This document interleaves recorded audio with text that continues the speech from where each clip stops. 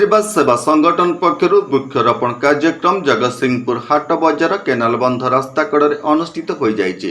प्रतिवर्ष आम देश में जुलाई 1 तारिख ठारू 7 तारिख पर्यंत वन महोत्सव सप्ताह पालन करा जाउछि। यार मुख्य उद्देश्य वृक्षरोपण करने, पुराना जंगल पुनः उद्धार करने और नूतन जंगल सृष्टि करने, सर्वोपरि लोक मध्य परिवेश सुरक्षा पर लोक मध्य सचेतनता सृष्टि करने यही लक्ष्य नहीं जिलार अग्रणी स्वेच्छासेवी अनुष्ठान आशीर्वाद सेवा संगठन पक्षर स्थानीय हाट बजार स्थित माछगाँ केनाल बंध रास्ता कड़े वृक्षरोपण करा जाइछि। बंचिले वन बंचिबे जन, मनीषटीए गछटीए और आम परिवेश आम हाथ में संगठन पक्षर स्लोगान दि जाइथिला। संगठन सभापति जगन्नाथ बेहरा, रश्मि रंजन महांती, दैतारी भोई, सौम्यकांत दास, सीमा भोई, प्रदीप दास, कुनीलता दास, संतोष कर्ण, बापी दास, सरस स्वाई प्रमुख उपस्थित थिले।